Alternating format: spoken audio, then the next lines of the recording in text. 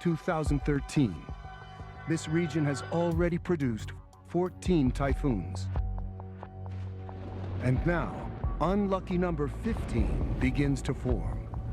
A killer whose name will soon become synonymous with devastation and heartbreaking loss. Haiyan.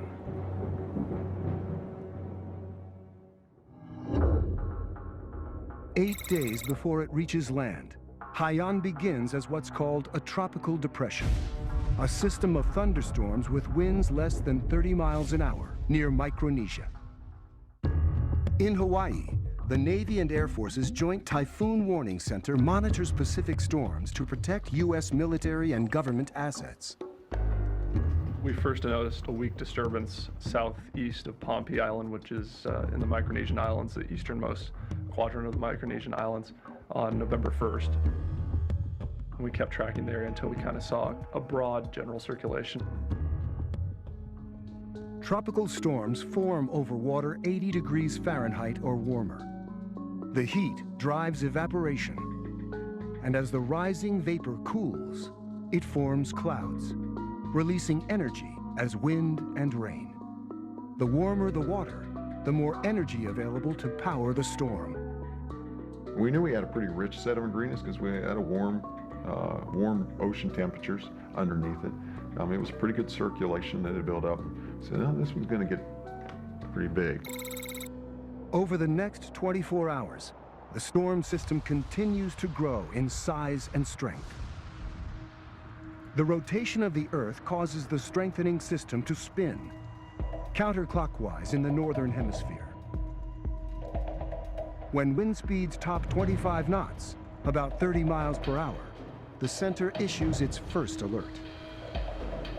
Our first warning went out on November 3rd at 1 a.m. Eastern Standard Time. At that point, our model fields extended out to 5 days, but 5 days out, there's a lot of uncertainty. Very early on, the computers predicted that Haiyan would continue tracking over a layer of unusually thick warm water, 86 degrees to a depth of 300 feet. More than enough fuel to fan the flames of a strong storm. But just how strong, no one could yet know. In the forecasting community, intensity is the difficult thing to forecast. We knew it was going to be a strong storm. We didn't know exactly how strong, but we knew it was going to be a big one. On November 4th, 36 hours after the first warning, Haiyan becomes a typhoon. Now with sustained wind speeds of more than 65 knots, about 75 miles an hour. And it is growing stronger with alarming speed. At that point, it was just south of Guam. Within the next 24 hours after that, it intensified 65 knots, so it doubled in intensity. And at that point, we were tracking it at 130 knots. 130 knots is considered a super typhoon. A super typhoon. With sustained wind speeds above 150 miles an hour. As destructive as the most notorious killer hurricanes. Like Katrina, that hit New Orleans in 2005.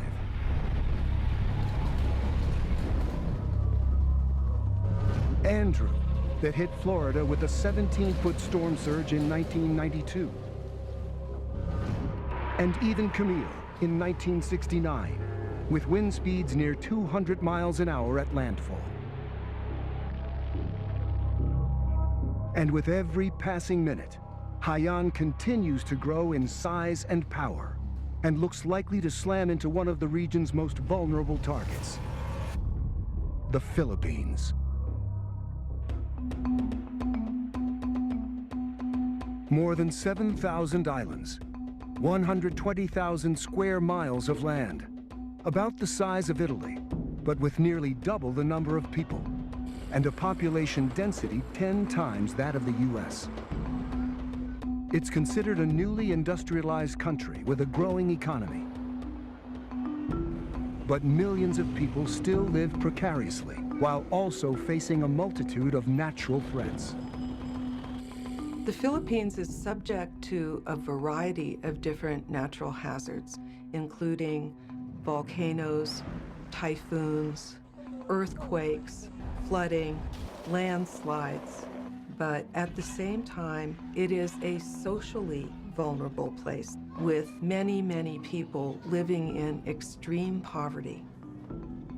The millions of Filipino people living in coastal communities are accustomed to occasional typhoons, even super typhoons.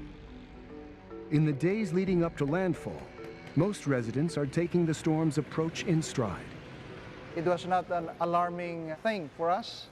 We've been used to typhoon, and so it was not something extraordinary to be worried about. Everything was just so normal. I mean, day-to-day operation of the grocery, people were buying, but they're not in panic. But Haiyan is already far stronger than most typhoons, thanks to near-ideal atmospheric conditions. In a strengthening typhoon, warm air rises through the eye like smoke up a chimney. Crosswinds, called wind shear, can disrupt or block that flow, weakening the storm. But in the vicinity of Haiyan, wind shear is low. Additionally, the column of rising air benefits from winds in the upper atmosphere. In the upper levels, you need to have outflow from the storm, and that's basically wind in a position that's going to carry the energy that comes up through the atmosphere away from the center of the storm. The high-altitude winds create a suction effect at the top of the storm, drawing even more warm air in at the bottom of the column, feeding the storm like a roaring blaze in a well-ventilated fireplace.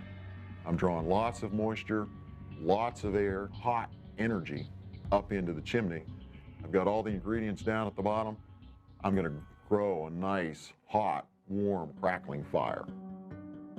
As the storm reaches its peak intensity, the atmospheric pressure in the eye drops, possibly to one of the lowest levels ever observed, on par with the previous record, which was set 35 years earlier. The lowest recorded atmospheric pressure ever on the planet was recorded in a super typhoon tip from 1979. Early on with Typhoon Haiyan, many of us suspected that it could rival Tip in terms of its strength, just based on the structure and the intensity that we saw from various satellite data sets. Low pressure is an indication of how rapidly air is moving up through the eye. Looking down at the top of the storm, satellite images also reveal that there is heavy outflow at high altitude. Not one, but two streams of warm air. We were able to identify what we call dual channel outflow. That means you have an enhanced outflow situation, which just allows that system to breathe better, vents better, allows it to grow and intensify even more. And there was yet another sign of the storm's incredible power. In the Western Pacific, we use a technique. It's called the Dvorak method. And it's where you actually look at the cloud structure, the banding of a particular typhoon, and you create a Dvorak number. Dvorak numbers indicate wind speed. The highest number on the scale is 8, reserved for the most powerful storms on record. On November 7th at 7 a.m., our SAT analyst looked back at me and she said, "Sir, we're at 8080. And 8080 and the Dvorak scale corresponds to 170 knots. 170 knots, 195 miles an hour. This is a visible satellite image of the storm at its strongest point, and you can look right down in the eye and see the ocean waters below. The strongest winds, this is a daytime image right around the eye wall. This storm is reaching its peak strength at this time. This is just an incredibly powerful storm. On the afternoon of November 7th, the Philippine Weather Service upgrades their typhoon warning to Storm Signal 4, the highest possible. But for those on the ground in harm's way, there is still little tangible sign of what is about to hit. There was only a few rains, and even when we were already signal number 4, very fine weather. So I was so surprised. I was even telling myself and my kids that it's okay to have signal number 4. Finally, those living along the coast begin to take note. But preparations are far from adequate. We started to pack our things. We buy plastics, cellophanes, big cellophane, plastic cellophanes, and then we put the books, our TV, we cover it with cellophane. Haiyan is now almost 300 miles across. Forecasters around the world are watching intently, looking hopefully for some sign that it might weaken. As Haiyan approached land and the forecasters got better data from satellites, it became very clear that this was a storm of unusual intensity. We were looking at a potentially catastrophic storm. One reason for alarm: Haiyan is unusually consistent. It intensified very rapidly and is now maintaining that intensity. Typically, tropical cyclones, typhoons, and hurricanes will go through an ebb and flow cycle in terms of intensity. One of the best examples that I can think of is Hurricane Katrina. As it was making its way through the Gulf of Mexico, it blossomed into a Category 5 storm relatively quickly. That was because it moved over a pool of warm water called the loop current. After it moved off of that loop current, intensity went down some. Typhoon Haiyan maintained a relatively consistent track and a relatively consistent intensity as it was traversing the warm Pacific Ocean. With ample warm water and undisturbed by wind shear, Haiyan shows no sign of weakening. It was a strong storm, it remained a strong storm, it made landfall as a strong storm.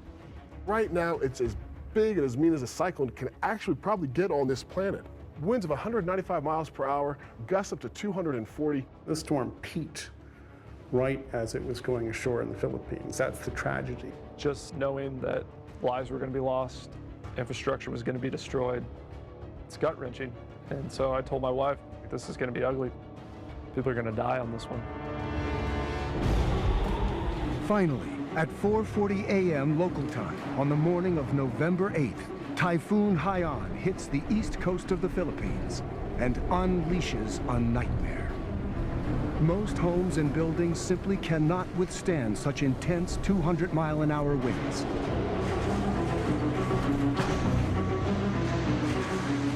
Roof flying and some things that are flying, which is an unbelievable thing, like motorbikes flying, even air conditioning units. Our house was already shaking as if the wind is going to uproot the house. Residents take shelter in a local church. I saw the windows already gone and wind coming inside with a mist of water, and it's all white. It's all white, circling. Woo! The wind speeds themselves were as if you had a moderate to strong tornado coming through. Tornadoes pass over in a minute or two. These winds were blowing for an hour or two in some locations. The wind shreds countless homes. The roof was blown away. I was so scared, praying to the heavens, saying, "Please stop this rain."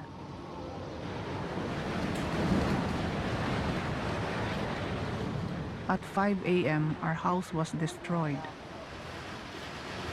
Families find themselves exposed to the full fury of the elements, improvising ways to protect themselves. This was where we hid after our house collapsed. We stayed right here. I crouched over all of them. I called their names. I said, "Sarah, take care of Precious, her baby." Over here was Crystal and Liza. There was Jamaica, Marie Faye, Aaron, and Angel.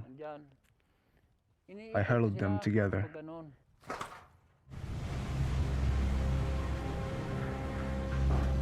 This actually went off the scale. It was a monster storm, a textbook example of a classically strong super typhoon. This was a terrifying storm. The city of Tacloban on Leyte Island, home to 200,000, takes the full force of the storm. Almost immediately, the local hospital is threatened. The medical staff scrambles to move patients away from windows and exterior walls.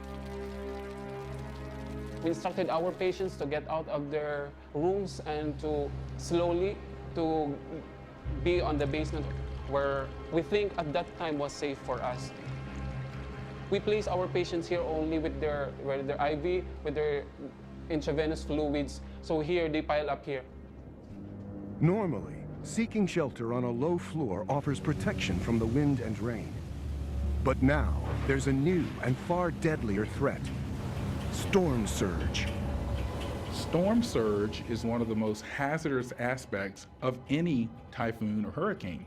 This storm was so intense and had been developed for so long across the ocean that it had an incredible amount of water behind it. As this was coming on shore, the storm surge was as high as 20 feet. A storm surge begins when wind pushes water across the surface of the ocean. That displacement pulls more water upward from below. If the storm maintains its strength, the continuing churn sets up a vertical circulation, an underwater wave. The warmer the water, the larger the storm, the faster the winds, the bigger the wave. As it approaches land and the water becomes shallower, the wave bulges upward, causing sea level to rise. The incredible intensity of Haiyan drives a huge storm surge, which is now crashing over the coastline. It's unlike anything the people here have experienced in the past. With water now just seconds away from the hospital, the decision to move patients lower in the building has put them all in grave danger. The first water was up to here, clear, here only clear water. Then after that, we see the surge, the wind, and the flood, which was up to here, that was thick as the color was black, blackish water was coming. We try to assist our patients and to get at the second floor, to get up so that we will be saved. At the local church, the wind has destroyed the roof. So when the surge pours into the ground floor, there's nowhere to hide. And I said, okay, I cannot go up and take refuge, but I could not go down anymore because of the water was rising up here. So that's the thing. So it's either the water or the wind. It's almost like the devil and the deep blue sea. Almost every typhoon brings some flooding, but this typhoon is something else entirely. In minutes, the storm surge ravages the coastline, sweeping away weak buildings, bringing floodwaters 20 feet deep. One reason for the extreme height of the surge is Tacloban's location. The city happens to sit inside a relatively shallow, protected bay. As the surge approaches, the shallow offshore terrain pushes the water up. And at the same time, the narrow confines of the bay squeeze the water, causing it to rise even further. In a storm surge event, strong onshore winds can really funnel water into these bays. So it's a little bit counterintuitive. These areas that tend to be the safest for cities or for marinas in a storm surge event often are the most dangerous. The height of the surge brings horrendous flooding and destruction. But there's another reason that the surge is so deadly. The exceptional thing about this storm surge with Super Typhoon Haiyan was the speed at which it came into some of these areas, like around the city of Tacloban. Storm surges generally kind of come in increments, a foot or two, a meter at a time. One recent example of a gradual surge, Hurricane Sandy. The powerful storm took 24 hours to push up to 14 feet of water onto New York and New Jersey.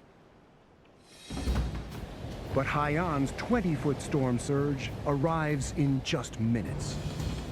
Video from this storm shows that the 20-foot storm surge came almost instantaneously, like a tsunami. And so the devastation underneath this storm is unlike anything else we've seen underneath the tropical system on this planet before. For those near the coast, there is no escape. And for those whose houses have been destroyed, the rushing water is deadly. Then the water came in. I told them, get up, water. And just like that, the water rose to my chest. It was not a normal flood from rainwater, but a wave coming in from the shore. It was so sudden. It was at my ankles, then suddenly up to my chest, and the next wave brought the water up to my neck until I was completely submerged. My child held onto my shoulder to keep me near.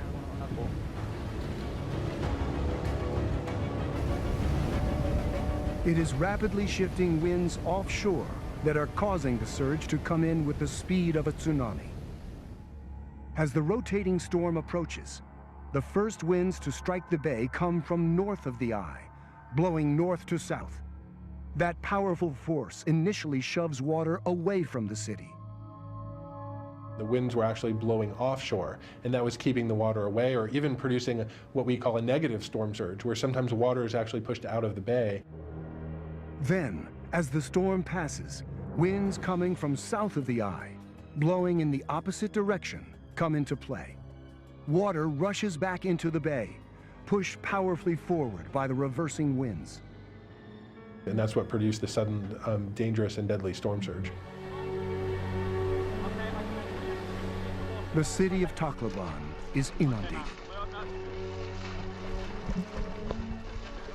At the hospital, the staff uses floating mattresses to rescue the old and infirm. This is the level of the water. Up to here, the patient was floating. We slowly assist the patient in the hospital bed. There is a gushing of wind. There's a strong current of the water. The other patients were terrified, were in panic, and we assist the patients to be in that bed. The bed was to slowly carry the patient up to here so that we can have rescued here.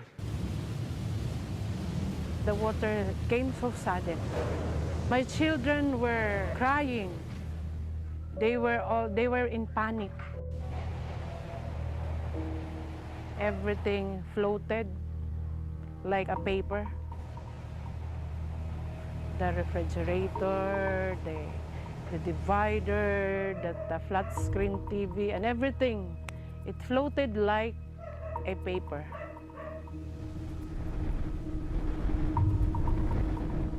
They had steeled themselves for high winds and torrential rain.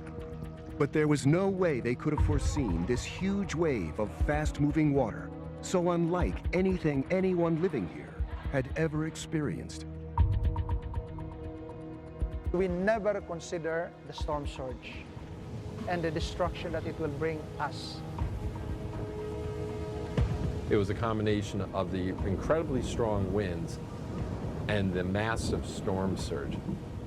And if you were in harm's way, you may have lost your life. If you didn't lose your life, I guarantee you, you were terrified.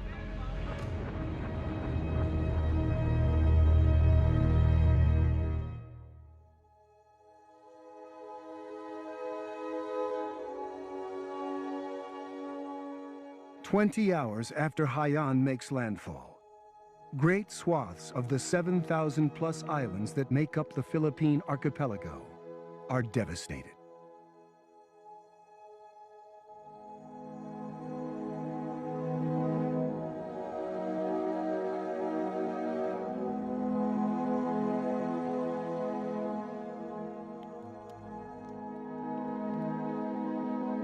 At least 6,000 dead,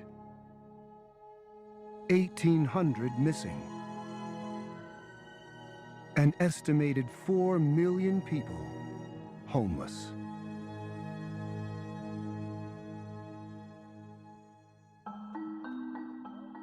In the immediate aftermath, survivors struggle to understand why this storm brought so much suffering. Why so much dead, so much casualty with this typhoon? The media, the local media, even our own weather center, underestimated the surge. They were only monitoring the direction of this typhoon, the speed, and the strength, but never mentioning about the surge. That's one of the reasons they were confident they were staying at home, because they do not know what is a storm surge. They could have evacuated. Mandatory evacuation for all the people living in the sea line, 1 or 2 kilometers inland. But the thing, it did not happen. Nagkabrublag na lang kamo. So na, ito rin okay. So they said that during the typhoon, they were actually here. They did not evacuate. They were here in this, there were 3 families inside. And when the surge came in, destroyed their house and split them up. And in the process, they lost a lot of their family members. The mother? The mother, my 3 children, and the 2 children of my sister. The Philippine Weather Service did predict a large storm surge, but no one expected that it would come so quickly into places like Tacloban. Part of the challenge is in the difficulty of predicting just how intense a typhoon will be at the moment when it reaches land. That becomes a little bit difficult because you have a lot of complex things happening. How will these different ingredients, like the track of the storm, the wind speed, how will all of these things really affect the water height? We really have a long way to go with storm surge modeling. We've come a long way, but we have a long way to go. Surge models depend not only on the coastal geography, but also on wind speed and direction at landfall. In a powerful typhoon, those variables can change rapidly, making the kind of precise prediction that might have saved Tacloban extremely difficult, if not impossible. Tacloban, which was devastated from Typhoon Haiyan, if you shift that track a little bit, in the next storm, they might not get a storm surge at all.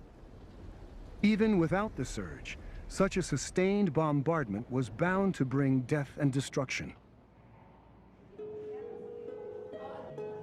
But there were also signs that life is very resilient. Across the islands, many new babies weren't willing to wait for the storm to pass. My husband shouted out, "The baby's here, it's born." We were just thankful that we survived. In the immediate aftermath of Haiyan, many survivors have no water, food, or shelter. Some places are so remote that essential help is slow to arrive. When some airports open a day later, aid begins to arrive for the victims of Typhoon Haiyan. Cargo planes ferry high-energy biscuits, rice, water, and other supplies from the U.S. Hey, what are that staff sergeant right there? Tell them we need as many people as we can to offload the T-130. We're gonna get some Marines as well. The American military deploys a strike group from Hong Kong and Japan. 9 ships, 23 helicopters, and 7,000 personnel to distribute 300 tons of aid to storm-ravaged islands. So this is a helicopter landing. It's one of the helicopters from the strike group, and we're getting ready to load up more people and supplies. We are bringing food, water, supplies, shelter, and medicine to everyone that we can get supplies to. And right off the bat, we're trying to get to the most urgent need, typically people that are isolated on smaller islands that can only be accessed by boats or by helicopter. In the first few days, military experience proves invaluable. It's quite busy, but it's actually something that the military is very good at. And, you know, I'm just a liaison, but I can tell you the Marine Corps logistics specialists, the Army and the Air Force, U.S. Air Force, they're all magicians when it comes to that. And I'm glad that we have them on our side. They make stuff happen and keep supplies at the front. In this case, the front is disaster relief.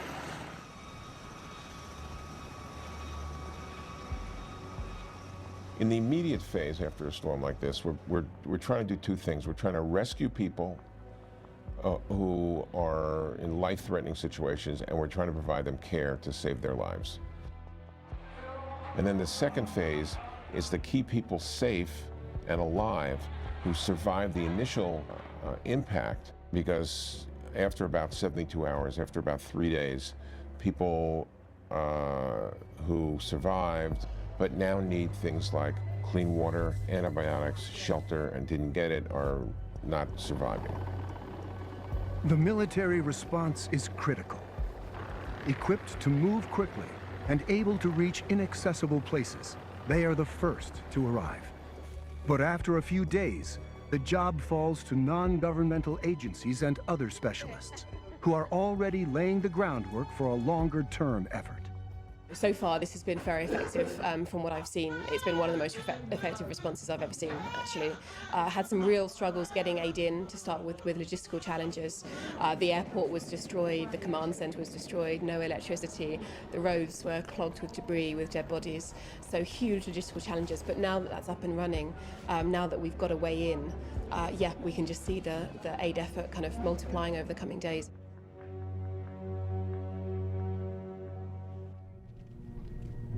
As the slow and difficult process of rebuilding gets underway, questions are being asked about whether this latest killer storm is linked to climate change.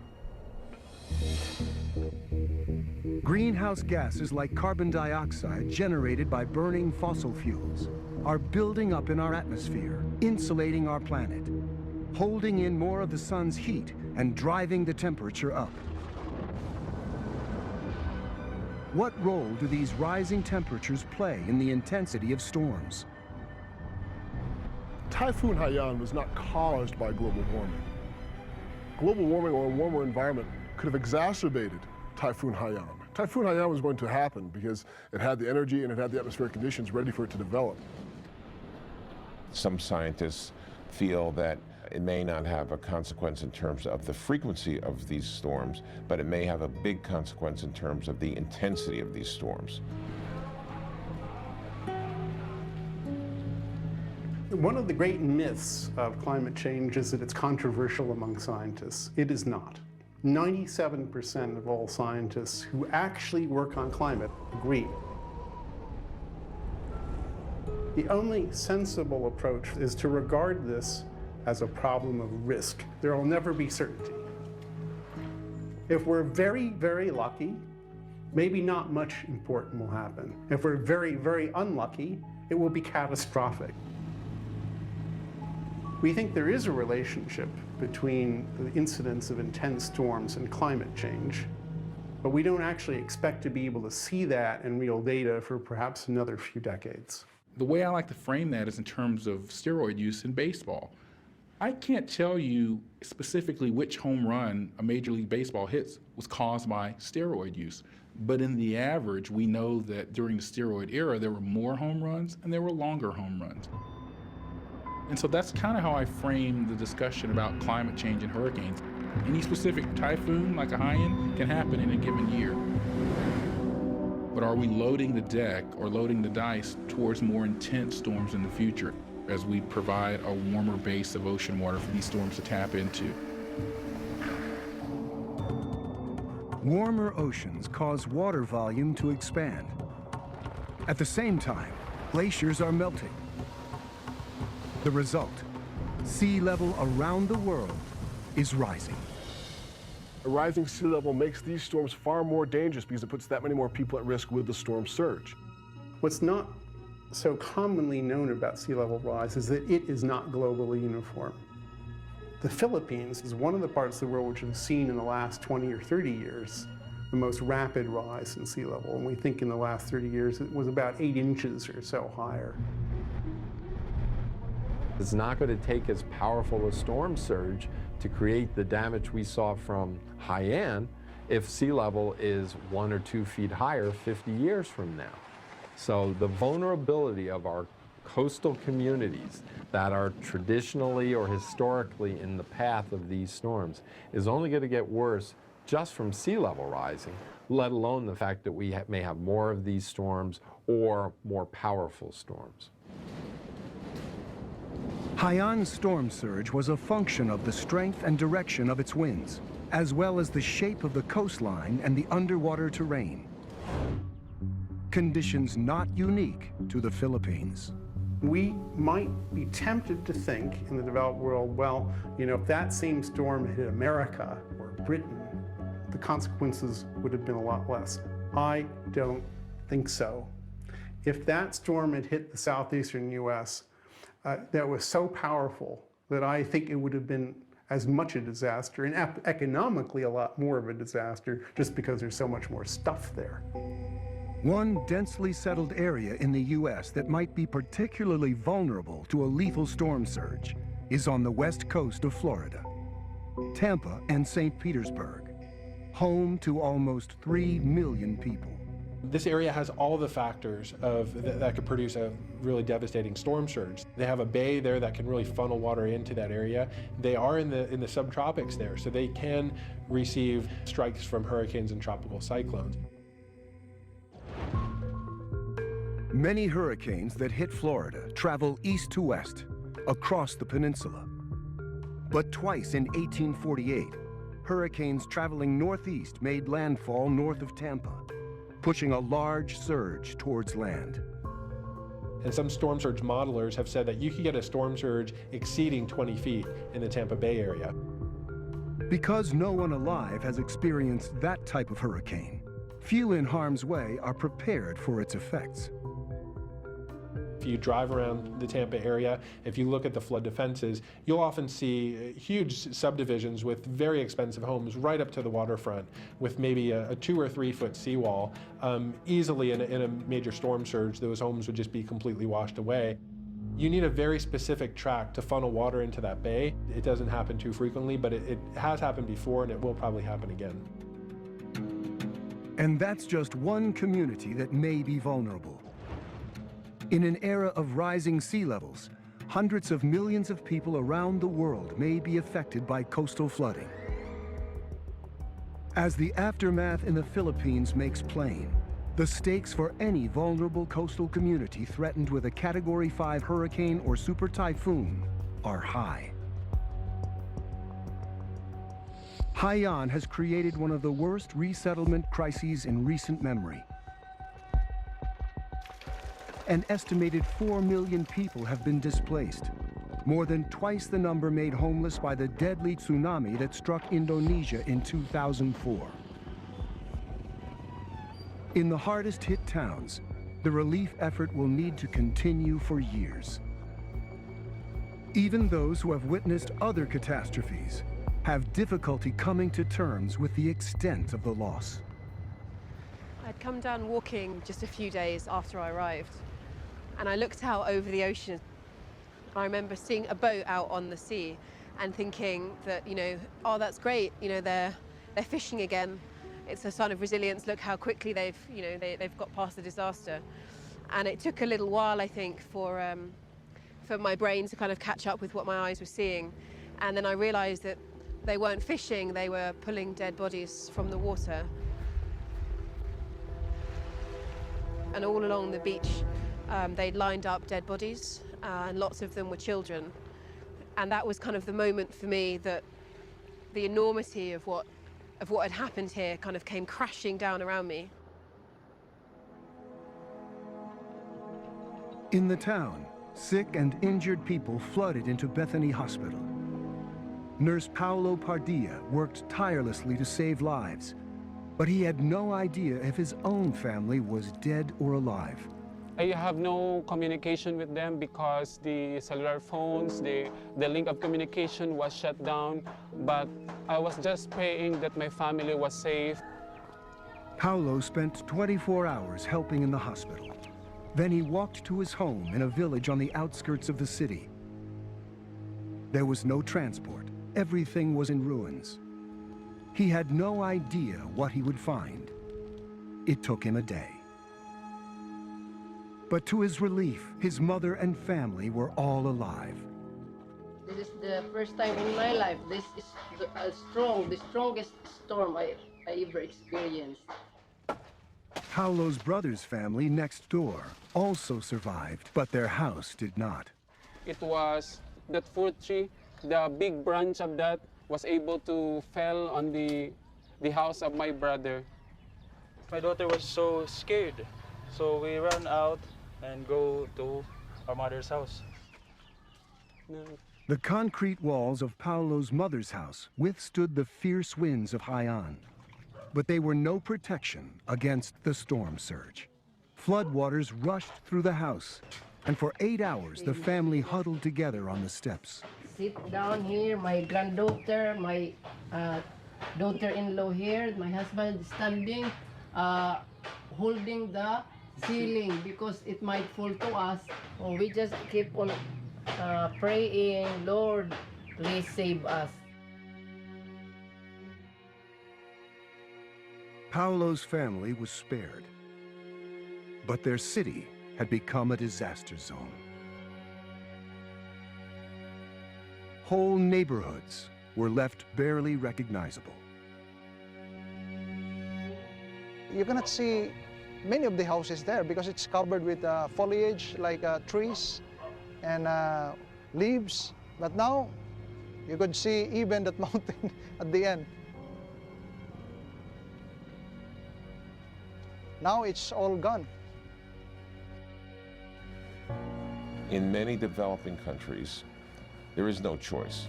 If you want to support your family and yourself, you have to live near the coast. You are forced to remain in place even in these high hazard zones. Many survivors are haunted by memories of what they endured during the storm. With his home blown away, Carlito Arias found himself desperately holding on to his children as the sea surge came rushing in. My child held on to me, but the next wave took me far away from them.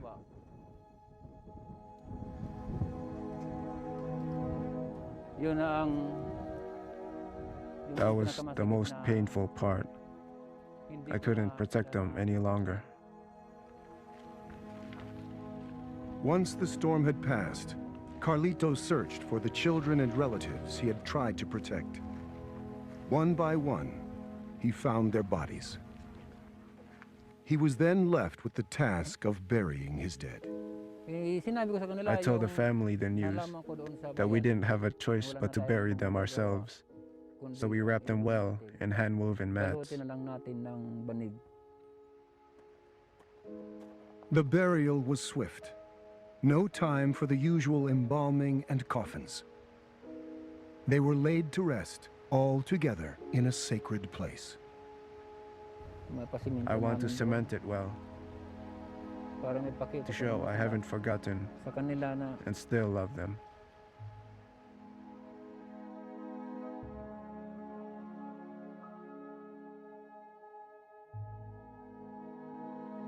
I don't think anybody could have dealt with this typhoon because it was so out of the normal range of intensities. Haiyan became as destructive as it did because of a coincidence of very favorable circumstances. Haiyan had everything going for it. In some sense, the people of the Philippines had everything going against them in this event.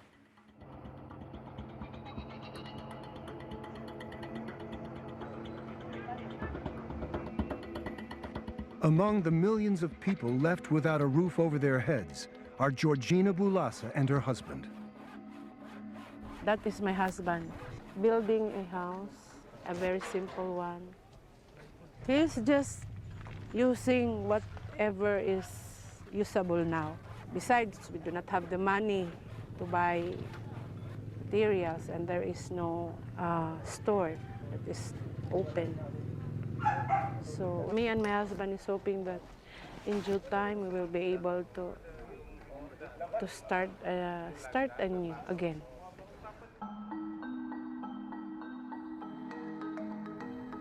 Nurse Paulo Padilla is back to helping those affected by the typhoon. With Tacloban's hospital flooded, relief workers have set up a temporary medical center. What's new in the last 2 days for us is that there's a feeling of joy, of hope in our lives, especially for us nurses, because we can continue our work. Today, our hospital is not yet opening or not yet in service, so the 10th hospital is a means for us to continue rendering care and service to the people, especially those affected by the typhoon. Ate, your medicines, ang ibang medicine, ibuprofen, amoxicillin dito ka mapila ha? Tapos na ang tetanus vaccine. Okay.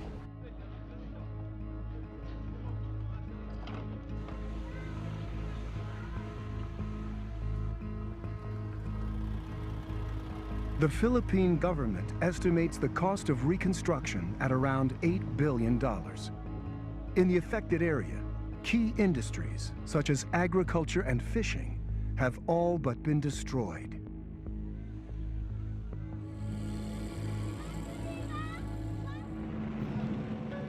For the people on the ground, it would be easy to be overwhelmed. But the job now is to rebuild. We have no plan to go elsewhere, but to stay here and rebuild whatever we can, because this is our home. No place like sweet home.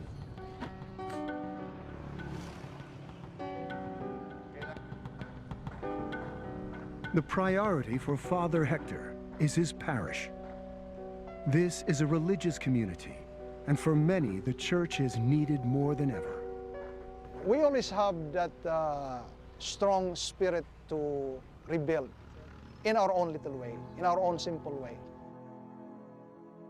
We don't have a roof on our head, but the thing is, they would do their best to celebrate that Mass. And I believe they would be coming in to be grateful to God for their lives.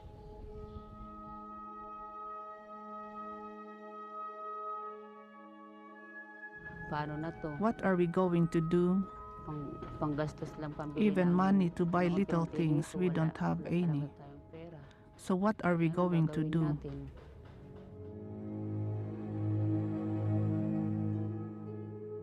We're hoping, that big hope, that slowly we are going to make it back to normal again.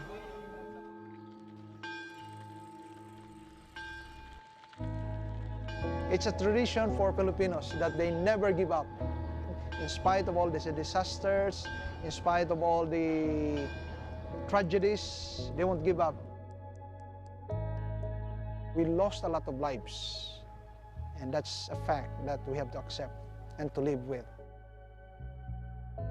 It will take some time. It's part of our culture that in spite of all the pain, the sufferings that we have endured, they're still smiling.